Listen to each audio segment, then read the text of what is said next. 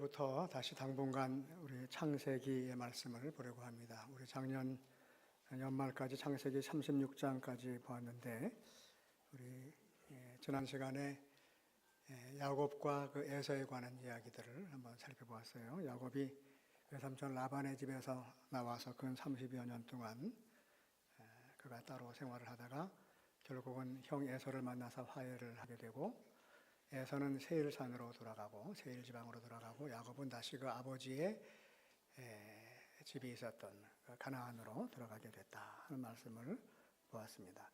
오늘 2절 말씀을 보면 야곱의 족보는 이러하니라. 그래서 오늘 우리가 보는 그 말씀, 그 이후의 말씀까지도 야곱의 족보에 관해서 이야기를 하고 있는데, 야곱의 족보라고 하기보다는 내용을 잘 이렇게 읽어보면 요셉에 관한 이야기들로 기록이 되어 있습니다. 야곱의 족보는 이러하니라. 예전 우리 개역 이전의 성경에는 야곱의 약전이 이러하니라 그랬어요. 간략하게 기술된 야곱의 족보는 이러하다, 그런 말씀인데, 사실 족보라고 하면 뭐 아무개에 관한 그 자손들에 관한 이야기를 쭉 썼을 터인데, 근데 보면 요셉 외에 다른 사람의 이야기보다도 요셉의 이야기가 거의 대부분입니다. 창세기 50장까지 보면 거의 대부분 요셉의 이야기를 담고 있어요. 야곱의 족보를 기록한다고 하면서 왜 요셉의 이야기를 이렇게 가득 채워놨을까? 아마 야곱에게 있어서, 야곱의 가문에게 있어서 요셉이 가장 중심되는 역할을 했기 때문이 아닌가 하는 그런 생각을 하게 됩니다. 우리가 아는 것처럼 요셉은 야곱의 아들 중에서 그 누구보다도 아버지의 사랑을 독차지하였던 그런 아들입니다. 아버지의 총애를 가장 많이 받았던 아들이 바로 요셉이에요. 그런데 이 요셉을 아버지 야곱이 그 어떤 형들보다도 더 사랑했던 그 이유가 무엇인가? 어떤 사람은 요셉이 특별히 그 신심이 더 돈독했고 리더십이 있었기 때문이다. 그런데 뭐 그런 것 같지는 않아요. 오늘 말씀을 보면 하여간 어떤 이유에서인지는 모르지만 야곱이 엄청나게 요셉을 사랑했다라고 하는 것은 뭐 틀림없는 사실입니다. 몇 가지 이유를 우리들이 한번 알 수가 있어요. 그 2절 보면은 야곱의 족보는 이러하니라. 요셉이 17세의 소년으로서 그의 형들과 함께 양을 칠 때에 이러이러했다. 그래놓고 3절에는 요셉은 노년에 얻은 아들이므로 이스라엘이 여러 아들보다 그를 더 사랑함으로 그를 위해서 채색옷을 지었다. 요셉이 17세의 소년이라 그랬어요. 근데 사실은 소년이라고 하기보다는 거의 성인이나 다름이 없습니다. 왜냐하면 소년이라고 하는 이 히브리 단어 나르라고 하는 단어를 썼는데, 이 단어는 출애굽기 2장 6절에 보면 그 모세를 이렇게 갈대 상자에 넣어서 그 나일강에 떠내려 보냈을 때, 그때 바로의 공주가 그 갈대 상자에서 그 아기를 발견하고 그 아기를 데려다가 이제 젖을 먹이고 뭐 그러죠. 그럴 때 그 갈대 상자에 있었던 그 아기라고 할 때 그 아기라고 하는 단어도 나르라고 하는, 소년이라고 하는 그런 단어를 썼어요. 그런 걸 보면 이 나르라고 하는 이 소년이라고 지금 번역된 이 단어는 젖을 먹는 갓난 아기로부터 우리 청년에 이르기까지 그에 해당되는 모든 사람들을 일컬어서 소년이라고 하는 단어, 그 나르라고 하는 그런 단어를 썼어요. 그런데 이스라엘 사람들은 13세가 되면 성인식을 거행을 했습니다. 13살이 되면 성인식을 거행을 했어요. 그러니까 성인식을 거행한다라고 하는 것은 어른으로 이제 인정을 한다. 그 공동체에서 어른으로 받아들인다 하는 그런 얘기죠. 그렇기 때문에 성인식을 치른 지도 벌써 한 4년 이상 지났기 때문에 요셉은 소년이라고 하기보다는 사실 뭐 성인이나 어른이나 다름이 없습니다. 그런데 그 요셉을, 그 다 큰 그 아들 요셉을 그 야곱이 끔찍하게 사랑을 했어요. 왜 그렇게 사랑했느냐? 노년에 얻은 아들이기 때문에 그렇다. 3절에 보면 노년에 얻은 아들 할 때 이 노년이라고 하는 것도 그냥 나이가 많은 그 시기를 말하는 것이 아니라 이 히브리 말의 이 노년이라고 하는 단어는 아주 극도로 나이가 많은 그런 상태를 말해요. 그러니까 나이가 많대, 엄청나게 나이가 많은. 그럼 도대체 야곱이 몇 살에 이 요셉을 얻었을까? 이 야곱의 나이를 나름대로 이렇게 계산을 해보면 91세가 되는 해에 요셉을 얻었다라고 하는 것을 알 수 있어요. 아브라함이 이삭을 몇 세에 얻었습니까? 100세. 근데 야곱은 요셉을 91세에 얻었다는 거예요. 그러니까 아주 그 거의 이제 뭐 진짜 나이가 많았을 때 아주 늙음하게 얻은 아들이므로 특별히 요셉을 사랑했고 뿐만 아니라 야곱이 그 4명의 부인들 중에서 제일 사랑했던 부인이 누구냐면 라헬이라고 하는 여인이었어요. 라헬이 낳은 첫 번째 아들이 바로 요셉이. 그렇기 때문에 아마 더 사랑했던 것이 아닌가 하는 생각을 할 수 있어요. 그래서 요셉을 또 얼마나 사랑했는가 하는 것을 알 수 있는 말이 요셉을 위해서 채색옷을 지어 입혔다 하는 거예요. 채색옷을 지어 입혔다. 이 채색옷이라고 하는 것은 우리 이 단어를 보면 색깔이 있는 알록달록한 색동옷 같은 그런 것이라고 생각이 되는데 이 히브리 말 단어를 보면 이 채색옷이라고 할 때 이 채색옷은 알록달록한 옷을 말하는 것이 아니라 그 아주 긴 겉옷을 말하는 거예요. 채색이라고 하는 히브리 말은 이건 어떤 의미냐면요. 그 피사르라고 하는 단어는 손바닥이나 발바닥을 말하는 거예요. 그러니까 손바닥까지 발바닥까지 쭉 이렇게 내려오는 아주 긴 옷을 그걸 채색옷이라고 얘기를 했어요. 옷이라고 하는 케토네트라고 하는 그런 그 히브리 단어는 긴 겉옷을 말합니다. 겉옷. 겉옷인데 그 하여간 손바닥까지 또 발바닥까지 아주 길게 늘어지는 그런 옷이 평상시 이스라엘 사람들이 그 생활을 할 때는 이렇게 긴 옷을 입지 않고 긴 옷이라고 하더라도 이렇게 긴 옷을 입지 않고 소매가 없이 무릎 정도 내려오는 그런 옷을 입고 노동을 하거나 활동을 했다는 거예요. 그런데 여기서 지금 요셉에게 입힌 이 채색옷이라고 하는 것은 주로 일반 사람들이 아니라 관리자 같은 사람들 그리고 제사장 같은 사람들이 입었던 그런 옷이에요. 그렇기 때문에 어떤 성경학자들은 요셉에게 채색옷을 입혔다라고 하는 이 사실로 볼 때 야곱이 장자 르우벤에게 장자권을 상속해 주려고 하지 아니하고 요셉에게 장자권을 상속해 주겠다라고 하는 것을 아주 노골적으로 드러내 보인 그런 모습이다. 뭐 이렇게도 얘기를 하는데 뭐 하여간 뭐 그러는지 안 그러는지 모르겠지만 하여간 특별히 그렇게 다른 아들들은 그냥 일반 옷을 입고 요셉에게만 채색옷을 관리자들이나 제사장이 입는 것과 같은 그런 옷을 지어 입혔다라고 하는 것을 보면 아버지가 대놓고 그 요셉을 편애했던 것을 알 수가 있다는 거예요. 그 요셉이 그 형들에게 미움을 받은 이유가 뭐냐 말이에요. 요셉이 왜 형들에게 미움을 받았을까? 그럼 요셉이 왜 형들에게 미움을 받았을까요? 아버지 때문에 그래요. 아버지 때문에. 아버지가 어떻게 하세요? 아버지가 편애했기 때문에 그래요. 편애라고 하는 것은 기울어진 사랑이에요. 다 고루고루 사랑하지 않고 오직 요셉만 아주 두드러지게 그러니까 다른 형들이 보고 야 아버지가 우리를 덜 사랑하고 요셉을 더 사랑하시는 것 같다 하는 것을 확연히 알게끔 그렇게 편애를 했어요. 그렇기 때문에 요셉을 형들이 미워할 수밖에 없었다고 하는 거죠. 그 사실 뭐 우리들이 하는 얘기 가운데 10손가락 깨물어서 안 아픈 손가락이 없다 그래요. 10손가락 깨물어서 안 아픈 손가락이 없다. 자식은 다 똑같이 사랑한다는 거죠. 그런데 12손가락 깨물어서 안 아픈 손가락이 없다 그러는데 진짜 그래요, 안 그래요? 자녀들도 뭐 2명, 3명, 4명, 5명 이렇게 될 때 다 똑같이 마음이 갑니까? 어떤 아이에게는 조금 더 마음이 가고 조금 덜 가고 하는 그런 그 경우가 있어요, 없어요? 있어요 하신 분들 제가 다 봤어요. 이제 어떤 분들인지 내가 다 일러줘야지. 근데 제 경우를 보더라도요, 그 어떤 아이한테 이게 조금 관심이 더 가는 아이가 있더라고요. 근데 그걸 차별해서는 아닌 것 같아요. 그 저희 집에도 이제 큰 아이 그 밑에 이제 뭐 2년 터울로 쌍둥이가 뭐 있는데, 근데 평상시에 우리 현수 이렇게 현수 뭐 그 아이 이름을 부를 때 그냥 현수 뭐 그러지 않고 우리 현수 아마 이렇게 불렀던 것 같아요. 나중에 그 동생들이 아빠는 꼭 오빠를 부를 때는 우리 현수라고 불렀는데 자기들은 그렇게 부르지 않았다는 거예요. 그 얘기를 이제 자기 엄마한테 했던 것 같아요. 그래가지고 저도 이렇게 뭐 흘려 들었어요. 그리고 그 아이들이 커서도 옛날에 자기네들이 자랄 때 그 차별 대우를 받았던 것, 저는 뭐 기억도 안 나는데 그것을 다 기억을 하고 있어요. 뭐 이를테면 이렇게 화장실 그 욕조에서 아이들을 이렇게 물 양단할 수 있도록 물을 이렇게 받아놓고 물놀이를 하게 했을 때 자기네들이 들어가면 나오라 그랬다는 거예요. 오빠는 놔두고. 응? 근데 저는 기억도 안 나는데 아빠가 자기네들이 들어가면 나오라 그러고 오빠는 물놀이 하게 했다는 거예요.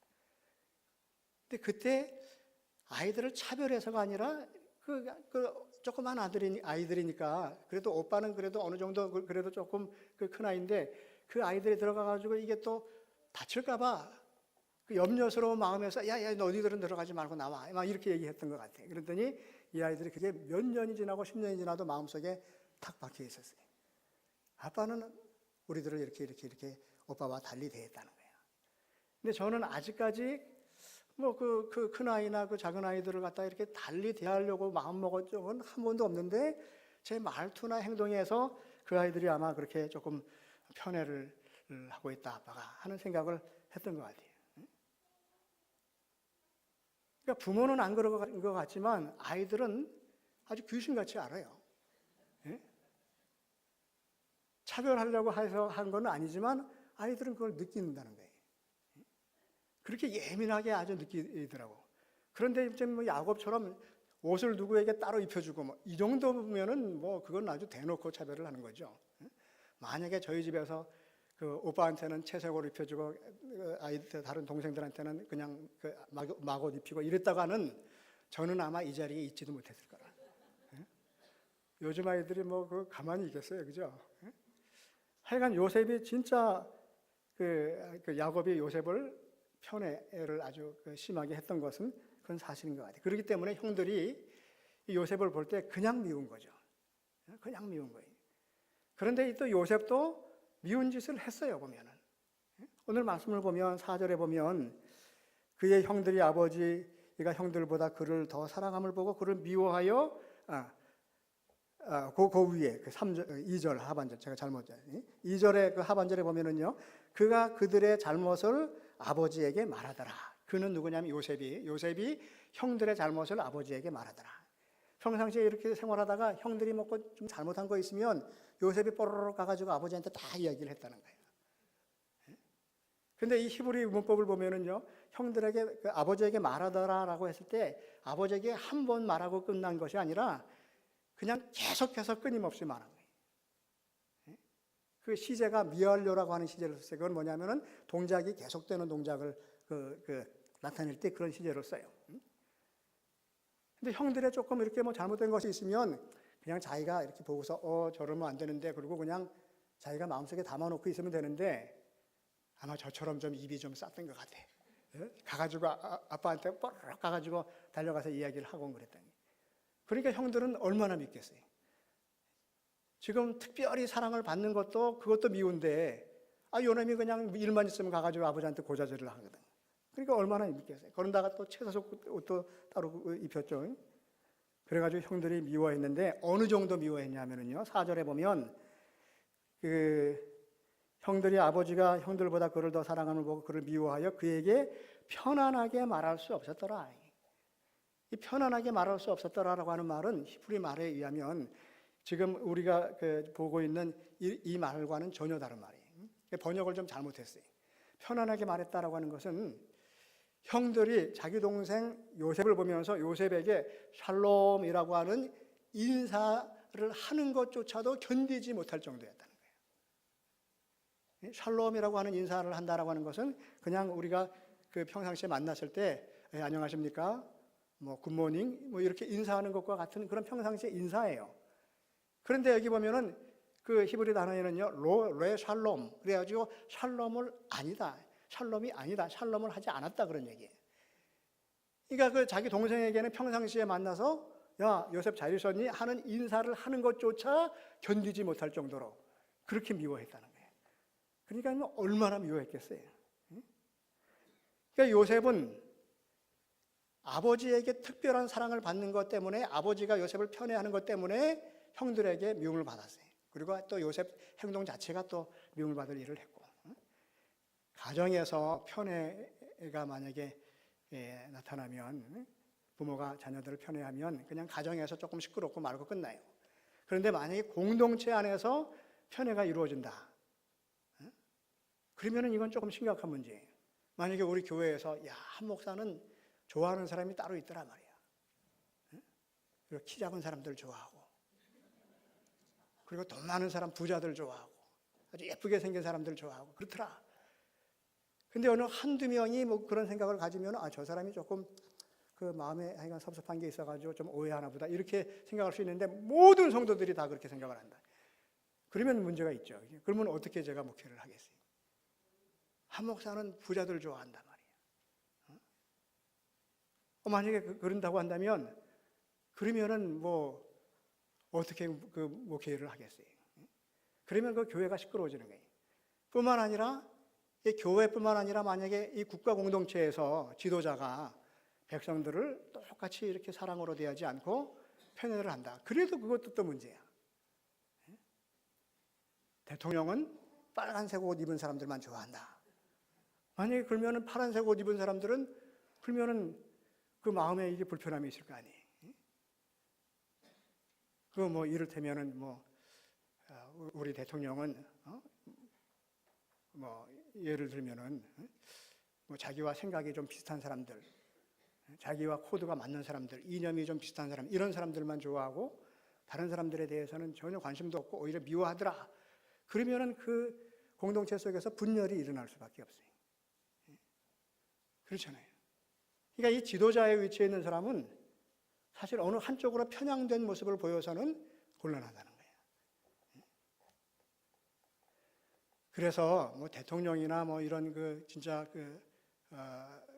높은 지도자의 위치에 있는 사람들은 한쪽으로 너무 치우쳐서는 곤란해. 그런 사람들을 대통령으로 뽑으면 안 된다는 거예요. 너무너무 가난해서 어렸을 때 자라면서 너무너무 가난해서 가난에 한이 맺힌 사람, 이런 사람도 사실은 지도자가 되면 좀 어려워요. 가난에 한이 맺혔어. 그래서 나는 돈 벌어야지. 그리고 또 부자들에 대한 적대감을 갖고 있고, 만약에 이러면은 그건 또 문제가 있어요. 또 아버지가 매일 술주정을 해가지고 나는 술 먹는 사람들은 그 사람들은 내가 꼴도 보기 싫어.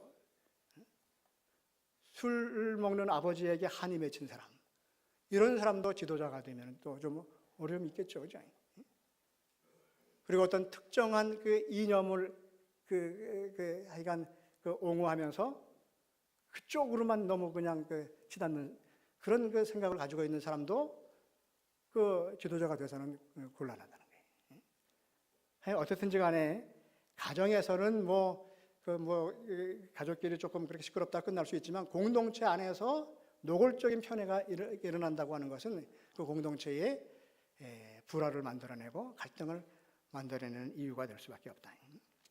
하여간 요셉의 이 야곱의 가정에서도 지금 형제들 간에 아주 복잡한 일들이 지금 생겨납니다. 그래가지고 형들이 요셉을 그렇게 왕따를 시키고 미워했던 이유 가운데 하나가 바로 아버지의 편애이고, 두 번째 요셉을 또 미워할 수밖에 없었던 것은 요셉이 꿈을 너무 많이 꿨어요. 꿈꾸는 자예요. 꿈을 꾼 것은 좋은데 자기가 꾼 꿈을 그냥 가만히 담고 있지 못하고 뽀로로 가가지고 또 다 이야기를 하는 거예요. 요셉이 얼마나 꿈을 많이 꿨냐 하면은 그 뒤에 우리 37장 14절 이후에 있는 말씀을 보면 아버지가 요셉을 심부름을 시켰어요. 형들의 안부를 좀 보고 와라. 그 심부름을 시켰는데 요셉이 세겜에서 또 그 도담으로 이렇게 멀리 형들을 찾아서 갔어요. 이 형들이 요셉이 저 멀리에서 오는 모습을 보고서 야, 저기 꿈꾸는 놈이 온다. 그런 얘기를 했어요. 뒤에 우리 보면 19절 말씀에 보면 저기 꿈꾸는 자가 오는도다. 그러면 야, 저기 요셉이 오는구나, 우리 동생이 오는구나 그러지 않고 저 꿈꾸는 놈이 오네. 그렇게 얘기했다는 거예요. 꿈꾸는 자가 오는도다라고 할 때 꿈꾸는 자, 꿈꾸는 놈이라고 하는 것은 무슨 말이냐면요, 그 히브리 말로는 꿈의 주인이라고 하는 거예요. 꿈꾸는 자가 꿈의 주인이 오는구나, 그런 얘기예요. 얼마나 많이 꿈을 꿨으면 형들이 볼 때 꿈꾸고 그 꿈을 다스리는 사람이라, 꿈의 주인이라 그렇게 얘기할 정도로 꿈을 많이 꿨어요. 그래서 한 번은 꿈을 꾸는데 밭에서 곡식단을 묶더니 자기 단은 일어서고 다른 11단은 다 자기에게 절을 하더라. 형들이 보니까 야, 그러면 우리들이 너한테 가서 절을 한다고 하는 얘기냐? 뿐만 아니라 해와 달과 11별이 다 자기 앞에 절을 하더라. 뭐 그런 또 그 꿈 얘기를 또 해요. 그러니까 형들만이 아니라 아버지 야곱이 하루는 불러다가 야단을 치는 거예요. 야, 그러면 나와 네 엄마와 네 형들이 너한테 가서 절한다는 얘기냐 이놈아. 그리고 야단을 쳤어요. 그런데 야단을 치면서도 야곱은 한편으로 요셉이 꾼 꿈을 마음속에 간직하고 있었다. 지금 그런 말씀을 하고 있어요. 근데 가만히 살펴보면요, 요셉이 꿈을 많이 꿨어요. 꿈꾸는 자예요. 근데 요셉이 꿈을 꾸기 때문에 그 꿈으로 인해서 요셉이 고난을 당해요. 요셉이 나중에는 애굽의 총리가 되잖아요. 근데 어떻게 총리가 되냐면은 하나님께서 요셉이 꾼 꿈을 이루어 주시는 거예요. 그 과정 속에서 거의 13년 동안 그 형들에게 팔려서 저기 애굽 땅까지 가고 거기가 종살이를 하고 그리고 옥살이를 하고 그러면서 많은 어려움을 당해요. 진짜 숱한 고난을 당합니다. 꿈꾸는 자는 가만히 보면은요, 꿈을 안 꾸는 사람과는 달리 많은 고난을 당할 수밖에 없다는 거예요. 그건 왜 그러냐 말이에요. 그 꿈을 꾸고 그 꿈을 이루어가는 과정에서 많은 어려움을 당할 수밖에 없다고 하는 거예요. 꿈을 꾸는 것은 누가 꿈을 꿔요? 우리가 꿈을 꿔요. 근데 어떤 사람은 꿈을 꾸고 어떤 사람은 안 꿔요. 꿈을 많이 꾸는 사람도 있고 전혀 잘 안 꾸는 사람도 있어요. 어떤 사람은 꿈을 꾸고 그 기억이 생생하게 그 꿈을 설명하는 사람도 있어요. 저희 집 아이 가운데 하나이는요, 꿈을 얼마나 자주 꾸는지 몰라. 그리고 그 꿈을 항상 얘기를 해. 엄마, 뭐 오늘 내가 이런 꿈을 꿨어요. 그리고 얘기를 하는데 제가 옆에서 들어보면 이건 완전 개꿈이라. 전혀 뭐 뚱딴지 같은 꿈이야. 말도 안 되는 꿈이야. 그런데 생생하게 그 얘기를 해. 저도 꿈을 꾸긴 꿔요. 그런데 설명을 하려고 하면은 하나도 기억이 안 나. 어떤 사람은 꿈을 꾸고 생생하게 기억하고 어떤 사람은 꿈을 또 뭐 덜 꾸고 뭐 그러는데 꿈은 어떻게 해서 꾸느냐. 여러분 그 꿈은 내가 꾸지만 하나님께서 꿈을 꾸게 하시는 거예요. 근데 이 꿈이라고 하는 게 현실과는 좀 동떨어진 얘기예요. 현실에서 구체적으로 일어나는 아주 현실적인 일들은 꿈이라고 얘기하지도 않아. 꿈에 제가 무슨 뭐 예를 들어가지고 대통령이 될 수도 있고, 꿈에 제가 거지가 될 수도 있고, 무슨 회사 회장도 될 수 있고, 그렇죠? 꿈이니까 뭐 꿈속에서 뭐든지 할 수 있잖아요. 밤에 잘 때 꾸는 꿈만이 아니라 우리들 가슴 속에 꾸는 꿈도 현실과는 동떨어진 거예요. 현실과는 거리가 있는 거예요. 어떤 때는 현실을 넘어서는 것들이 우리들에게 꿈으로 다가오는 거예요. 근데 요셉은 그가 가슴 속에 꾸는 꿈을 갖고 있었어요. 물론 그 꿈이 조금 건방진 꿈이기도 하고 형들이 들으면 뭐 화가 나는 그런 꿈이기도 했지만, 그러나 하나님께서 그에게 꿈을 꾸게 하셨고 그 꿈을 간직하고 그 평생을 지냈다는 거예요. 꿈을 꾸는 자는 요셉처럼 고난을 당해. 여러분 우리들이 바다를 건넌다고 하면은 바다를 건너려면 어떤 모습으로든지 바다에 들어가야 돼요. 맨몸으로 수영을 해서 건너든지 아니면 배를 타고 건너든지 바다에 들어가야 돼요. 바다에 들어가서 바다를 건너려고 하는 자는 반드시 거센 풍랑을 또 만나기도 하고 어려움을 만나기도 해. 근데 바다에 들어가지 않는 자는 편안하게 지낼 수 있어요. 꿈을 꾸고 그 꿈을 간직하고 그 꿈을 이루어가려고 노력을 하는 자들은 어려움을 당할 수밖에 없다고 하는 거예요. 요셉이 꿈을 꾸고 그 꿈을 가슴속에 간직한 것처럼 우리들도 꿈을 꾸어야지만 돼요. 어떤 면에서는 우리 교회뿐만 아니라 우리 한국교회가 꿈을 꿔야지만 돼. 우리 교회도 꿈을 갖고 있어요. 영적 부흥으로 새롭게 도약하는 교회가 되고자 하는 그런 꿈을 갖고 있어요. 요즘과 같은 그 세상에서, 요즘과 같은 시대에서 교회가 세상 사람들에게 존경을 받고 칭찬을 받고 교회가 왕성하게 부흥한다라고 하는 것은요, 그건 감히 상상하기도 힘든 일이에요. 그러나 그럼에도 불구하고 우리들 가슴속에는 우리 교회뿐만 아니라 한국에 있는 모든 교회들이 영적인 부흥을 이루고, 그래서 세상 모든 사람들에게, 믿지 아니하는 백성들에게도 존경을 받는, 야, 우리나라에 교회가 없었으면 우리나라가 어떻게 되겠느냐 말이에요. 교회 목사들이 없었으면 이 사회가 얼마나 암울했겠냐. 그런 이야기를 들을 수 있을, 교회가 백성들에게 존경을 받고 사랑받을 수 있는 그 날이 오기를, 그런 모습이 이루어지기를 우리들의 가슴속에 꿈을 꾸고 그것을 간직하는 거예요. 그래서 교회가 세상 사람들에게 존경을 받고 사랑을 받게 되면 자연히 양적인 부흥도 일어나지 않겠어요? 그 힘들고 어려운 우리 교회 사람들이 전부 나도 교회 가야겠다. 그리고 교회로 몰려들면, 그러면 이 자리가 꽉 차는 것뿐만이 아니라 이 옆에 통로에도 보조 의자를 놓고 뒷문도 열고 보조 의자를 놓고 그리고 예배를 드리는 그 날을 우리들이 더 바라보는 거예요. 여러분 그런 날이 올 수 있을까요? 없을까요? 에이 그게 뭐 꿈이나 한번 꿔보면 모를까. 있을 수 없는 일이에요. 그러나 있을 수 없는 일이기 때문에 우리들이 바라보고 꿈꾸는 거예요. 있을 수 있는 일이고 얼마든지 가능한 일이라고 하면 그건 꿈도 아니에요. 그러나 이루어지기 힘든 일이기 때문에 우리가 꿈을 꾸는 거예요. 한국교회가 세상 사람들에게 존경을 받는 그날, 모든 백성들이 교회를 바라보면서 칭찬하고 박수를 칠 수 있는 그날, 그래서 교회마다 성도들이 가득가득 메워지고 교회를 통해서 놀라운 그 나라의 부흥과 발전이 일어나는 그런 날들을 우리들이 바라보는 거예요. 그런 꿈을 간직하는 거예요. 여러분 우리들도 그런 꿈을 한번 꿀 수 있으면 좋겠어요. 꿀 수 있으면 좋겠는 게 아니라 그런 꿈을 간직해야죠. 뿐만 아니라 우리 교회뿐만 아니라 우리 가정이 또 그렇게 바뀌어지는 그런 꿈을 꾸는 거예요. 우리 가정을 생각하면서도 내가 꿈을 갖는 거예요. 우리 가정이 이러이러한 모습으로 되었으면 좋겠다. 그 모습을 마음속에 간직하고 그 꿈을 가지고 바라보고 그리고 하나님 앞에 나가서 기도하는 거예요.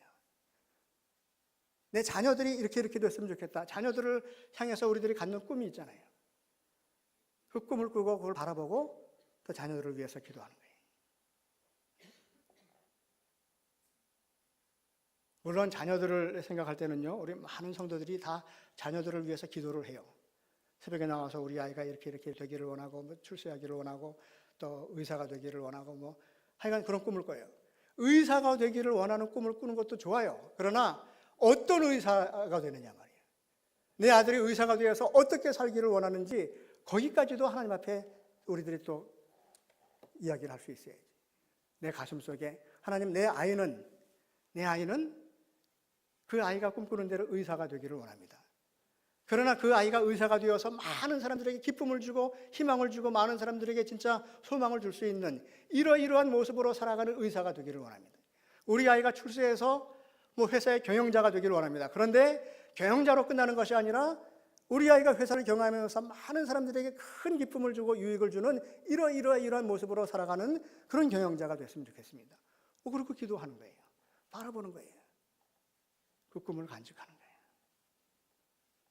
일본에 요즘에 그 뜨고 있는 기업 가운데요, 발뮤다라고 하는 가전업체가 있대요.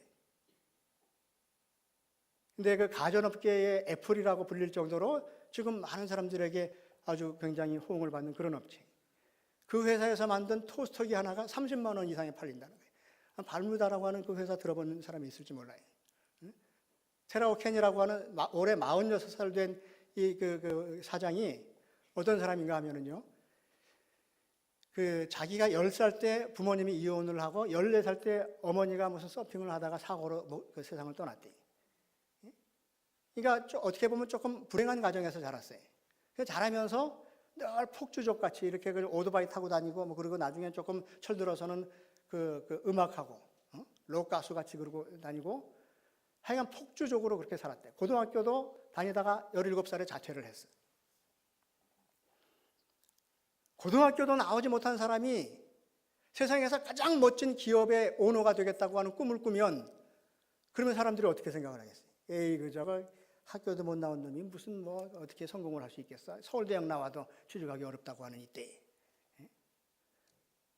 내 아이가 고등학교도 안 다녔지만 그러나 이 아이가 진짜 멋진 이 세상의 기업을 운영하는 오너가 돼서 많은 사람들에게 참 편리함을 주고 기쁨을 주는 그런 성공한 사업가가 되는 그런 꿈을 꿀 수 있을까요, 없을까요?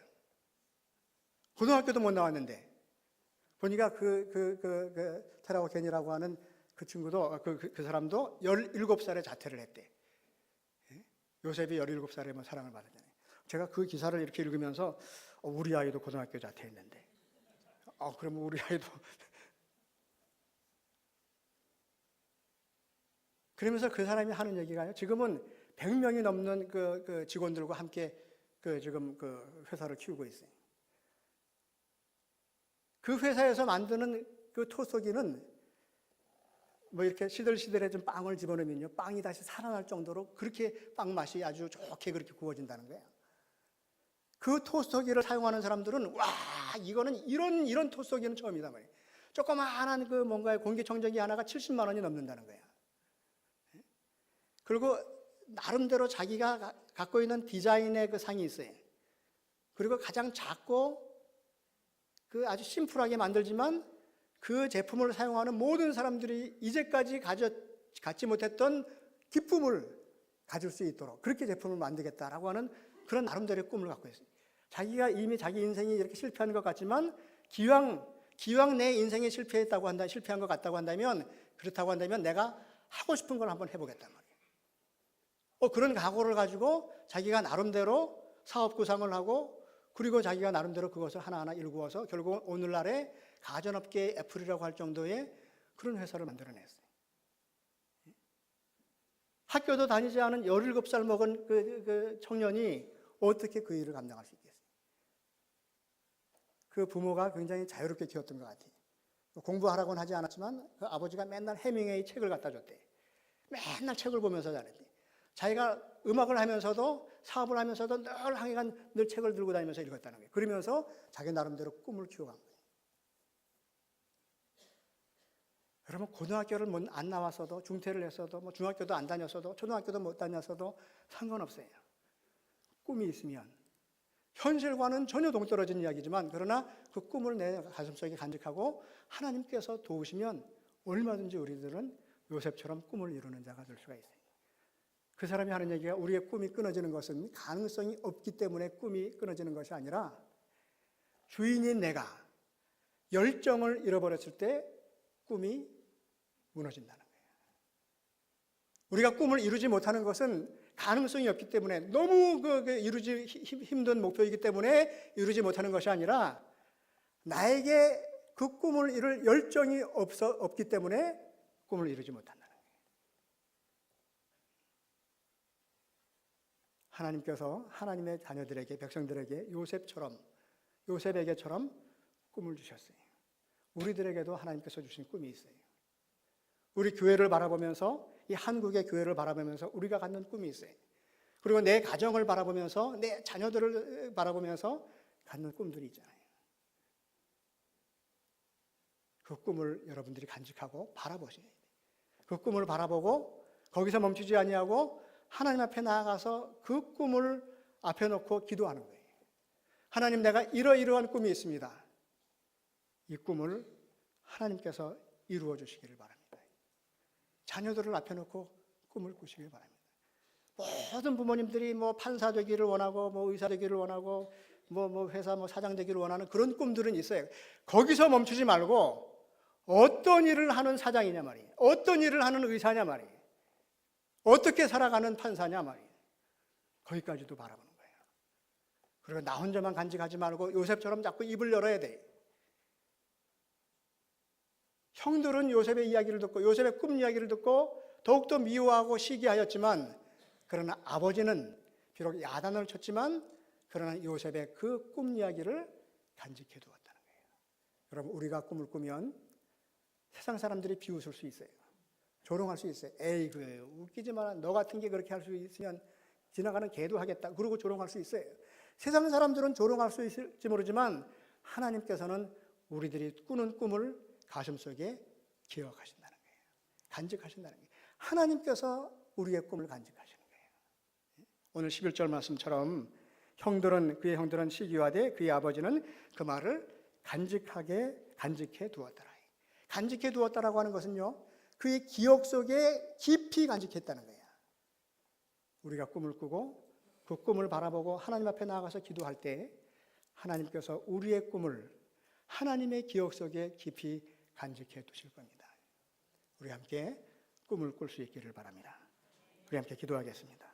하나님 아버지, 우리들이 요셉처럼 형들에게 비록 미움을 받고 야단을 먹지만, 그러나 하나님께서 주신 꿈을 가슴속에 간직하고 그 꿈을 바라보고 하나님 앞으로 나아갈 수 있는 자들 될 수 있도록 인도해 주옵소서.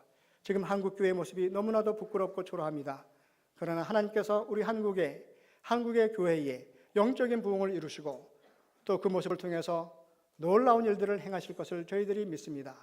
한국교회의 영적인 부흥을 가슴속에 품고 우리들이 하나님 앞에 나아가서 기도할 수 있게 하시고 우리의 가정을 생각하고 자녀들을 생각하면서 하나님 앞에 꿈을 꾸고 기도할 수 있는 우리들 되게 하여 주옵소서.